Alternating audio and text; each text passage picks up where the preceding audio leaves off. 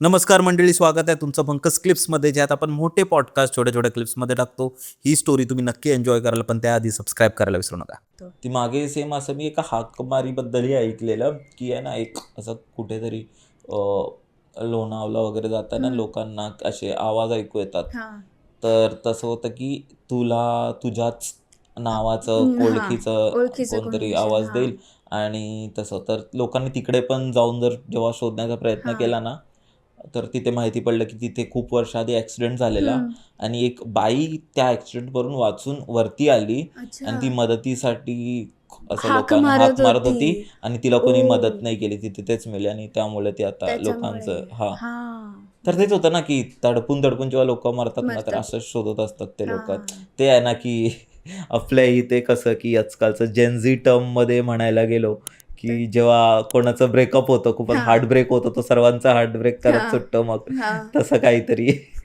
पण तू तुझी सेकंड तू बोल. हाकामारीवरून तुला एक सांगू शकते. ती काय फार मोठी स्टोरी नाही, पण आता जे मुंबईचं घर आहे ना माझं, तिथे मी 1-2 वर्ष एकटी राहत होते. मुंबईचं म्हणजे खारघरचं म्हणायचं आहे का? खारघरचं हे वाईट होतं. नवी मुंबई. ठीक आहे, नवी मुंबईतलं ते घर आहे. आता तू खारघर रायगडमध्ये गेलंय, मग असं बघायला गेलं तर मग खारघर रायगडमध्ये गेलं. माझं गाव आहे रायगड. तर माझ्या घरी हे तू बरोबर नाही केलं. तर तिकडे ते 2 वर्ष मी एकटे राहायचे आणि माझे आई वडील वगैरे गावी होते काही कारणामुळे. अच्छा. तर मला ना दुपारच्या वेळेला किंवा रात्रीच्या वेळेला माझ्या आईच्या आवाजातून हाक यायचे, लेजेंड. म्हणजे जशी माझी आई हाक मारते, वैदू ए वैदू, सेम तशी हाक मला यायची दुपारची. आणि माझ्या डोक्यात एकच, ओ देऊ नको, ओ देऊ नको, ओ देऊ नको, ओ देऊ नको. कारण काय होतं, आपला एक खे झालेला असतो की आईने हाक दिल्यानंतर आपला आपसूक ओ निघतच तोंडातून. आणि ते कसे हाक मारतात, जेव्हा तू झोपेत वगैरे असशील तसं नाही, किंवा तू त्या सेन्स मध्ये नसेल की तुला अचानक अशी हाक आली तर तू कसं पटकन ओ असं जातच आपलं त्या ह्याच्यात. आणि ना मला एवढं माहिती होतं घरात कोण नाही आहे. आणि ना असे 2-3 दिवस झालं की माझ्या आईच्याच आवाजातून हाक मारायचे मला. कोण होतं मला नाही माहिती, पण 2-3 दिवसच झालं. त्याच्यानंतर तो काय झालं, काही त्रास वगैरे नाही झाला, पण मला हाका मारल्यात.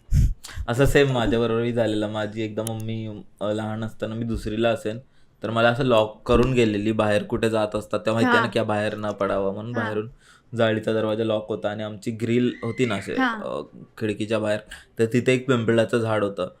तर तिथून मी खेळत होतो ना, अरे यार तर मी खेळता खेळता ग्रिल मध्ये असं काहीतरी करत होतो आणि मला असं कोपऱ्यातून आवाज येत होता, कोणतरी माझ्या नावाने हाक मारतोय. आणि मी कसं तरी घाबरून असं लोकांना ओरडण्याचा प्रयत्न केला, जे माझ्या समोरचे मित्र होते. बाजूला मावशी राहायची, त्यांना कोणीच आवाज म्हणजे ओ नव्हता देत केला. तर मी घाबरलो आणि मग मी बाहेर पडलो, दरवाजाच्या इथे आलो आणि दरवाजातून ओरडतोय. जाळीचा दरवाजा हे होता आणि अरे हा बाळका रडतो यार इसको, ठीक आहे. तर आणि जो हा दरवाजा होता ना लाकडाचा बाहेरचा, तर तो उघडा होता. तर त्यामुळे मी असं बघत होतो कोण येतंय का. तर मग एक मुलगी आली, वरची ताई होती, ती आली, तिला चावी दिली, तिने उघडलं. मी बाजूवळणाच्या घरी जाऊन बसलो. पण तेच होतं की कोणतरी हो तसं वाटलेलं मला लहानपणी. अजून एक तुला हाकामारीचं, जेव्हा माझे वडील घर बघत होते ना गावी, तेव्हा रात्रीच्या वेळेला त्यांना एकदा सांगितलेलं की इथेच एक आहे घर, तर तुम्ही बघून या. तर माझे आजोबा आणि माझे वडील असे गेले होते. एवढी रात्र नव्हती, पण कोकणात कसं आहे की 7-8 नंतर तुझ्या स्ट्रीट लाईट पण नसते त्याच्यामुळे एकदम. आणि माझं घर जंगलात होतं, तर ते कसं होतं की खूप घनदाट जंगल असेल ना, तर तू प्राण्यांचे आवाज म्हण किंवा ते एक चिरपिंग असतं ना क्रिकेट, त्यांचं ते म्हणजे काय म्हणतात, ते वाढवत जातं तुमचं ते स्ट्रेस लेवल. तर माझे आजोबा म्हणाले की आत्ताच जाऊन बघून येऊया आपण, सकाळची वाट नको बघायला, कारण मला वाटतं त्यांना निघायचं होतं दुसऱ्या दिवशी. तर माझ्या आजोबांनी फक्त निघताना माझ्या वडिलांना एवढंच सांगितलेलं की नदीकडून वाट जाते, कोणीही हाक दिली वळून बघायचं नाही आणि ओ द्यायचा नाही.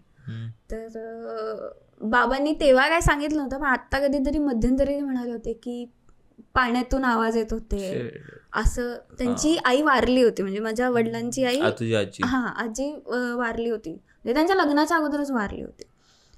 त्यांच्या आवाजातून बाबांना हाक आली आहे नदीतून, नदीत कोणीतरी उभं आहे आणि तिथून ती बाबांना म्हणजे बाबांचं जे टोपण नाव आहे त्या टोपण नावाने ती हाक मारत होती असं. बाबांनी मग दिलं. अच्छा, छान.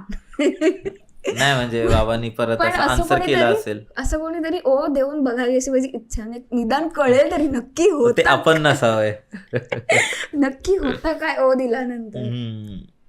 मला वाटत काय होत असेल, होतही असेल ना होती असेल ना. हो, कितीतरी जणांनी ओ दिला असेल आणि नंतर काय झालं ते तो जाणे आणि ज्याने हाक मारली तो जाणे. वो राज भी उसी के साथ चला गया तसं. ठीक आहे. असं तर माझ्या आजोबांबरोबर पण आता झालेलं, पण ते आता आहेत नाही, पण ते बोलत होते की ते एकदा आहे ना म्हणजे माझ्या पप्पांचं गाव आहे ना आणि माझ्या मम्मीचं गाव त्याच्यामध्ये ते जवळपास 3-4-5 किलोमीटर पकड असं डोंगरातून गेलो, 5 किलोमीटर, आणि एवढं लांब नाही आहे तर. आणि त्याच्यामध्ये अगेन नदी आहे.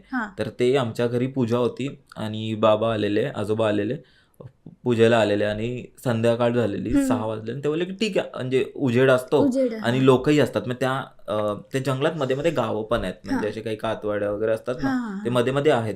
तर ठीक आहेत, लोक आहेत. तर ते असे निघाले एकटेच.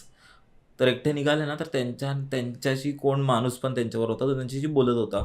तर त्यांना वाटलं असेल, तर ते आरामात जात होते. त्यानंतर तो मध्येच जाऊन नदी आली आणि तो माणूस गायब झाला. तर तेव्हा आजोबा जरा घाबरले आणि त्यानंतर ते जास्त मग रोडवरूनच यायचे. तसं व्हायचं. कधी कधी ते म्हणतात ना की कधी कधी तुमच्यावर राखणदार पण तुमच्या प्रोटेक्शन साठी येतो, तेही असतं. तसं ती एक मुंबईतलीच गोष्ट आहे ती. मुंबईत तेव्हा राखणदार होते. मुंबईत राखणदार. हो. आणि माझ्या आईचं जे माहेर होतं ना, तिथे आता तुला माहिती आहे माझगाव डॉकला 3 शिफ्ट असायच्या शिपिंगच्या, आणि माझे आजोबा तेव्हा माझगाव डॉकला होते, आईचे वडील. तर ते रात्री म्हणजे नाईट शिफ्ट करून ते घरी येत होते आणि ती त्याची वाट होती आणि त्याची वेळही होती. सो जेव्हा ते येत होते त्यांनी समोरून त्याला येताना बघितलं माझ्या आजोबांनी.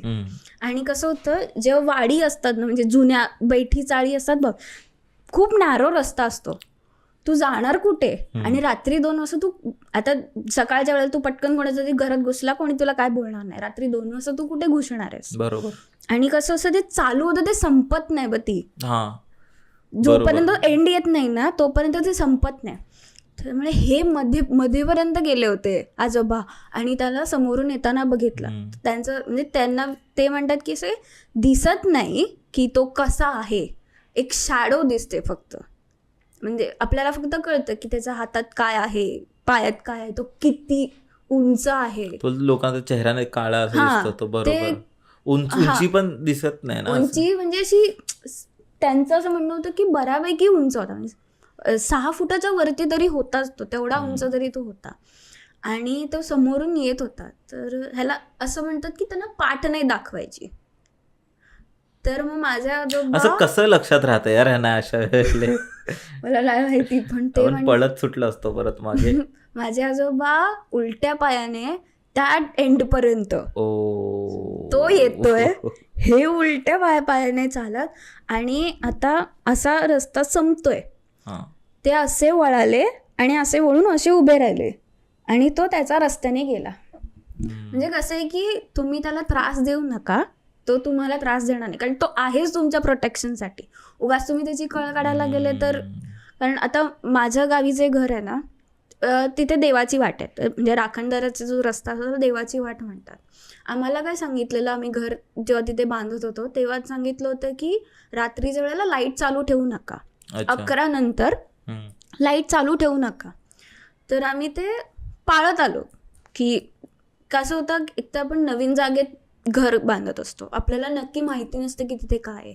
सो आम्ही ते पाळत होतो. कारण आम्ही मग ज्यांना दिलं होतं ना ते सांभाळायला, तिथे ते रात्रीच्या वेळेला 2-3 वाजता वगैरे मोठा तो 100चा बल्ब बाहेर चालू आणि दारू बिरू प्यायचे, कारण आम्ही नसायचो ना, आमचं घर तर रिकामी. केअरटेकर होते म्हणजे. आणि दारू बिरू प्यायचे आणि सगळं. आणि आता ही गोष्ट आम्हाला दुसऱ्या शेजाऱ्यांनी सांगितली की, आणि अगदी असं बोलवून वगैरे की रात्री ना रात्री खूप वेळ त्यांचा दंगा चालू होता, असं भरपूर 2-3 दिवस झालं. आणि आदल्याच रात्रीचे किती 12-1 वाजले असतील आणि अचानक जोरात बल्ब फुटण्याचा आवाज आला. म्हणजे जो 100चा जो बल्ब जे बाहेर फुटला तो. हां, तो फुटल्याचा आवाज आला. ते काय तेव्हा गेले नाहीत, पण दुसऱ्या दिवशी जो आपण म्हणजे त्यांनी जाऊन बघितलं ना, तो बल्ब तसाचा तसा होता. हो, तो बल्ब तसाचा तसा होता. आणि तो मेन म्हणजे फुटला असेल म्हणजे आतमधली जरी त्याची तार गेली असेल आणि त्याचा जरी आवाजांना आला असेल तरी तो पेटला नाही पाहिजे ना. बरोबर, तो पेटलेला. अरे रे, नक्की जास्त दारू प्यायले होते का? म्हणजे त्याच्यानंतर मग त्यांनी कानाला खडा लावला की असं काही करायचं नाही. मग रात्री 11 नंतर त्यांनी स्ट्रिक्टली ते दारू नाही प्यायची 11 नंतर. दारू नाही प्यायची, ते कुठेही बसू दे, त्यांनी बल्ब नाही चालू ठेवला पाहिजे. समजलं. कारण त्यांनी काय सांगितलेलं की त्यांना त्रास होतो त्या प्रखर प्रकाशाचा, त्यांना त्रास होतो, त्याच्यामुळे ते बल्ब नाही चालू ठेवायचे. आणि बाकीचे असतातच आपले ते ठेवलं. आणि त्याच्यामुळे एकदा तर त्यांनी लाकडाचं हे पण मध्ये ठेवलं होतं मुद्दाम. आणि काय आपण लाकडं जी चुलीत वापरतो ना, ती त्यांनी बांधून ठेवली होती, पण ती रस्त्यात होती त्याच्या. बरोबर. एकदा त्याने बाजूला केली आणि सरकवण्याचा आवाज पण येतो. म्हणजे त्यांनी शेजाऱ्यांनी सांगितले की सरकवण्याचा आवाज पण आलेला, राखणदार, की त्याने ती मोळी बाजूला केली आहे ती लाकडाची. असं एकदा दोनदा झालं. तिसऱ्या वेळेला ती मोळी पूर्ण अशी विखुरलेली होती इकडे तिकडे. तेच आहे ना की म्हणजे respect their place, respect them, they will respect you. आपण उगाच काही वाकड्यात गेलो तर मग ते लोक पण आपल्या बरोबर तसं करणार. ते मंडळी, जर तुम्हाला ही स्टोरी आवडली असेल तर डिस्क्रिप्शन मध्ये आम्ही पूर्ण एपिसोडची लिंक टाकलेली आहे, तो चेकआउट करायला विसरू नका. त्यात अशाच प्रकारच्या भरपूर स्टोरीज अवेलेबल आहेत. आणि सबस्क्राईब करायला विसरू नका.